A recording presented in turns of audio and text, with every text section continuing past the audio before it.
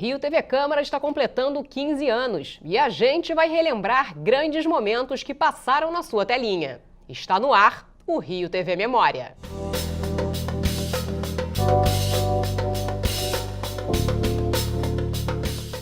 A Câmara Municipal possui bancadas políticas. Essas bancadas possuem lideranças que se posicionam por diferentes temas no plenário. Mas essa não é sua única função. Isso é o que você vai assistir agora.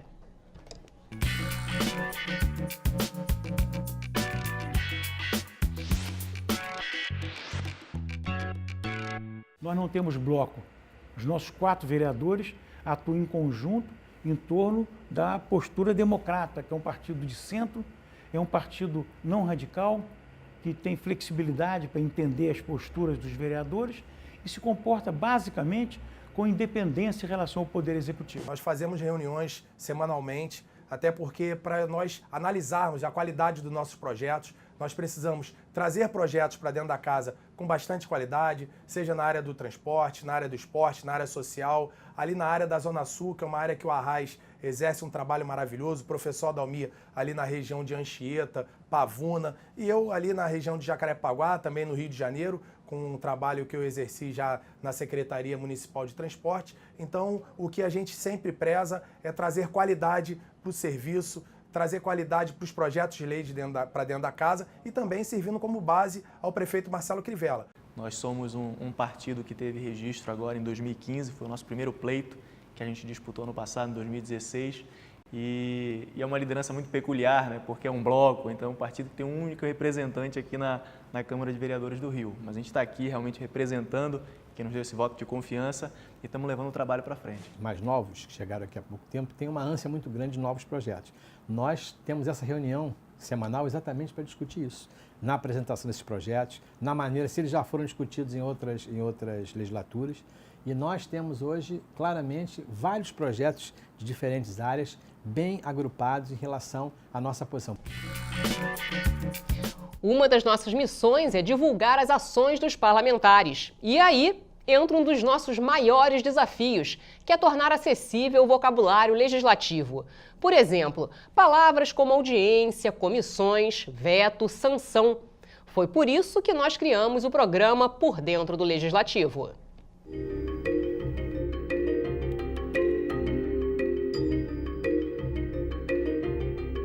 Audiência pública é uma reunião aberta entre vereadores, representantes do Executivo, especialistas e a população em geral. Serve para discutir propostas e temas de interesse da comunidade, ou então para avaliar ou propor políticas públicas, além de analisar projetos de lei e orçamentos que podem trazer melhorias para a cidade. Bancada. Palavra usada para representar o conjunto de parlamentares de um mesmo partido, mas também pode ser empregada para identificar grupos com interesse comum, como, por exemplo, a bancada do governo, a da oposição, a evangélica e outras. Comissões. Órgãos criados para emitir parecer, discutir propostas de lei, realizar estudos, investigações e audiências públicas, por exemplo. As comissões também recebem petições, reclamações, denúncias de qualquer cidadão contra atos ou omissões de autoridades públicas. As comissões podem ser permanentes ou temporárias. E não se esqueça, aqui na Rio TV Câmara, você fica por dentro de tudo o que acontece no Legislativo Carioca. Até a próxima! Além da cobertura do Legislativo, nossas equipes de reportagem estão sempre cobrindo os principais acontecimentos da cidade. Um deles aconteceu no dia 15 de maio de 2015. Uma explosão em um prédio em São Conrado matou uma pessoa, feriu 4 e destruiu vários apartamentos. O motivo foi um vazamento de gás. O repórter Francisco Tadini foi até o edifício Canoas e acompanhou o drama dos moradores. O cenário é semelhante ao de um terremoto e o epicentro da grande explosão causada pelo gás foi aqui neste apartamento no 10º andar do edifício Canoas. A explosão que impactou o condomínio Canoas não causou somente estragos materiais. Seu poder de destruição também impactou socialmente os moradores daqui. O movimento em frente à portaria do prédio é intenso.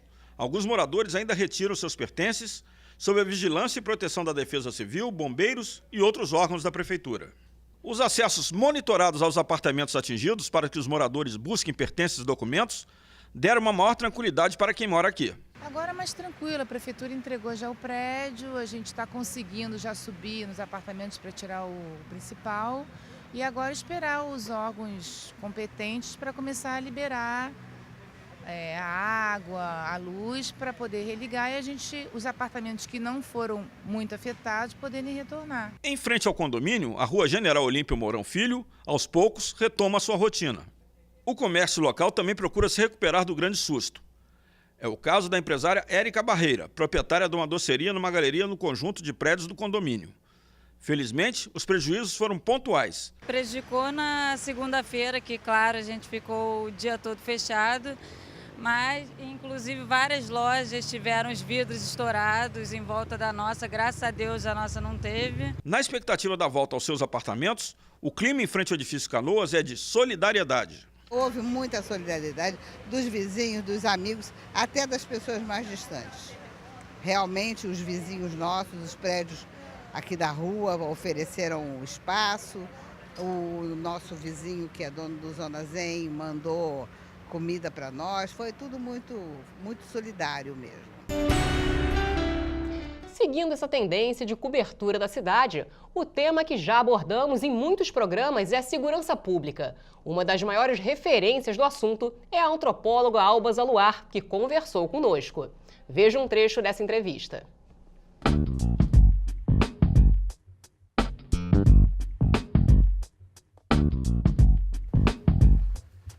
Uma vida dedicada à antropologia com análise urbana e da violência. Uma referência nos temas da atualidade. A nossa entrevista de hoje é com Alba Zaluar.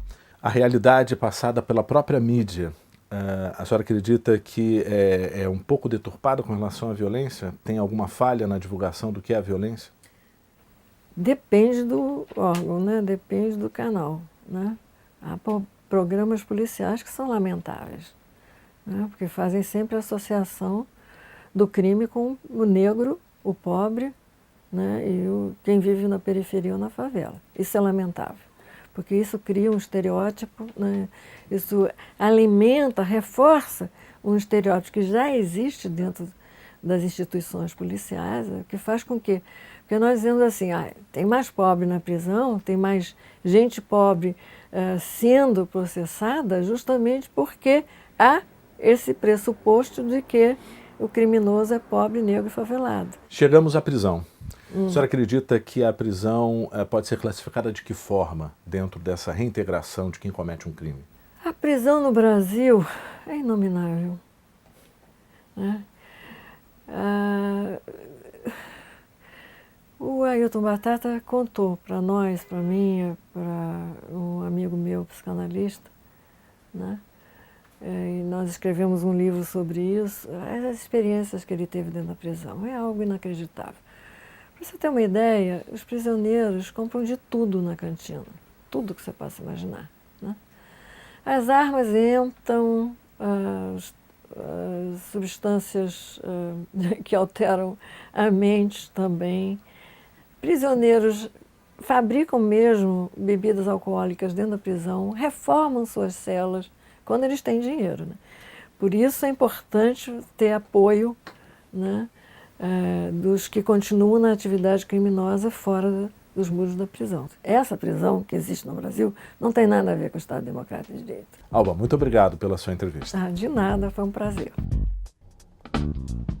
E em virtude dos 40 anos da Câmara, comemorado em 2017, nós produzimos uma série de reportagens sobre histórias da casa. No programa anterior, você conheceu os detalhes do plenário Teotônio Vilela.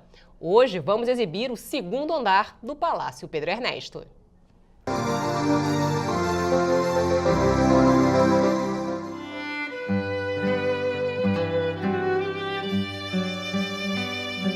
Entrar na Câmara Municipal do Rio de Janeiro é conhecer o passado e o presente da cidade maravilhosa. E quem acha que as belezas do Palácio Pedro Ernesto estão apenas no primeiro andar, está enganado. Basta subir as escadas para encontrar uma exposição de nomes e ocasiões marcantes da história do Brasil, iluminados pelos raios de sol que entram pelo vitral.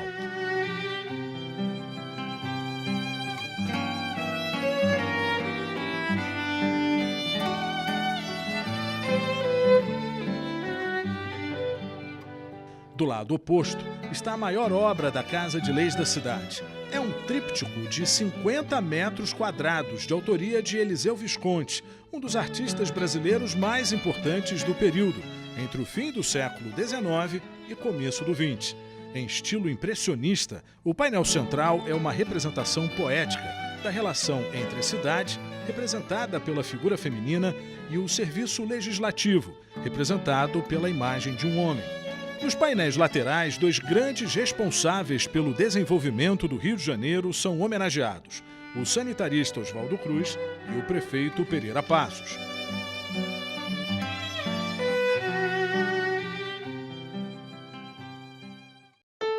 O Salão Nobre é um pedaço da França do século XVIII na cidade.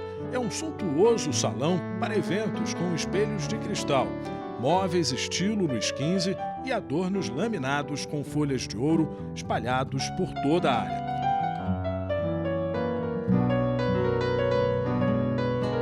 Olhando para cima, vemos outra obra de arte, o teto em estilo abobadado. Apresenta pinturas impressionistas de Rodolfo Chamberlain, um dos mestres da pintura decorativa da Primeira República. A obra foi feita em parceria com seu irmão Carlos. Completando o trabalho, as zonas laterais são decoradas com pinturas de Carlos Oswald.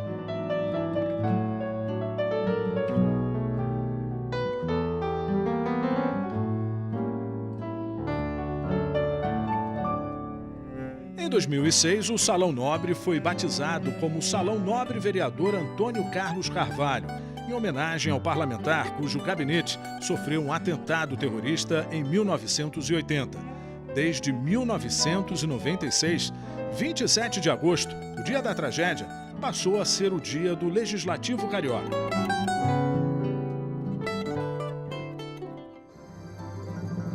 E agora, vamos falar de cultura? O Museu de Arte Moderna é uma das principais atrações turísticas da cidade. Com vista privilegiada, o MAM, como é conhecido, foi tema do programa Cantos do Rio.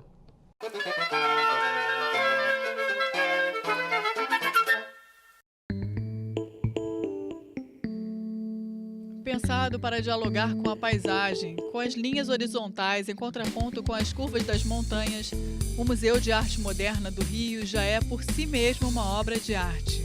O melhor trabalho do arquiteto Afonso Eduardo Reidi tem nos Jardins de Burle Marx uma parceria ideal. O verde entra no museu pelas janelas envidraçadas, junto com o mar, o aterro do Flamengo e o Pão de Açúcar.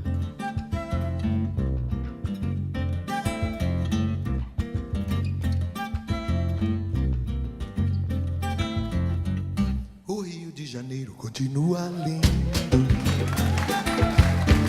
O Rio de Janeiro continua sendo. Formado nos anos 40 e 50 por doações de artistas, de empresários e de instituições, foi principalmente o resultado do trabalho e das expressões de Assis Chateaubriand. Ele era o mais poderoso jornalista e dono de empresas de comunicação, e o acervo do MAM veio a ser uma das coleções de arte mais importantes do século XX. Oferecia um panorama completo e sofisticado da evolução da arte no século passado, dentro e fora do Brasil. Um grande incêndio em 1978 destruiu o acervo, mas o MAM renasceu, e a coleção atual tem 11 mil obras dos mais importantes artistas contemporâneos. O museu tem um lugar privilegiado na história da vanguarda e do experimentalismo das artes plásticas do país. Assistiu ao nascimento de muitos movimentos artísticos e de toda uma geração dos mais importantes artistas contemporâneos. O MAM fica na Avenida Dom Henrique, número 85, no Parque do Flamengo. O horário de funcionamento é de terça a sexta, de meio-dia às 6 da tarde. Sábado e domingo e feriados funciona de 11 da manhã às 6 da tarde. A entrada custa R$ 14. E você, já ouviu falar em Dona Cissa? Ela é a baiana mais carioca da cidade do Rio de Janeiro. Seu prato mais famoso é o acarajé. Dona Cissa foi a nossa personagem do Tipos do Rio.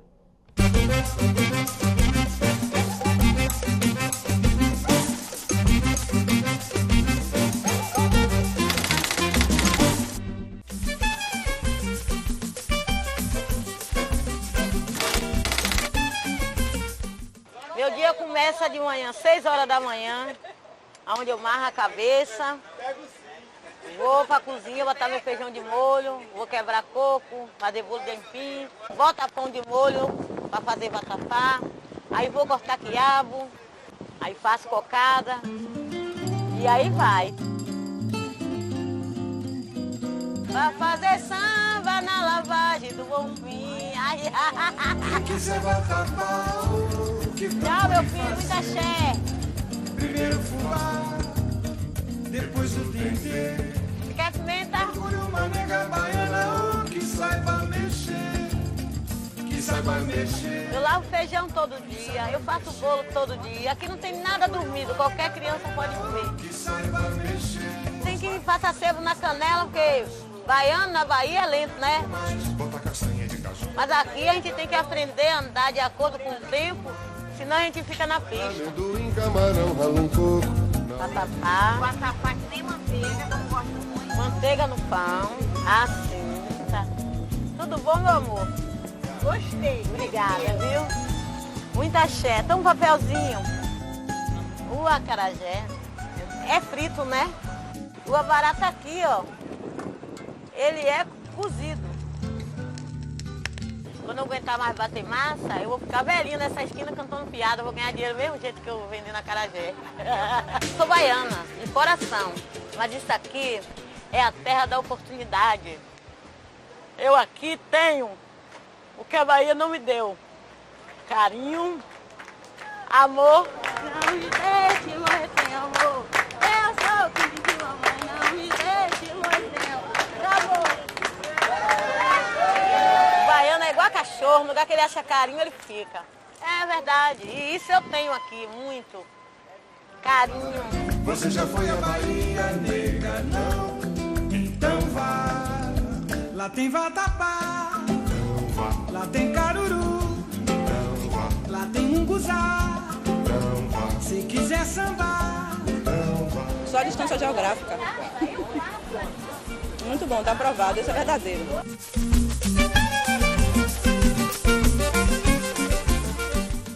Hoje você conheceu mais um pouco da nossa cobertura do Legislativo e da história da nossa cidade. Não perca o próximo Rio TV Memória. Tchau, tchau.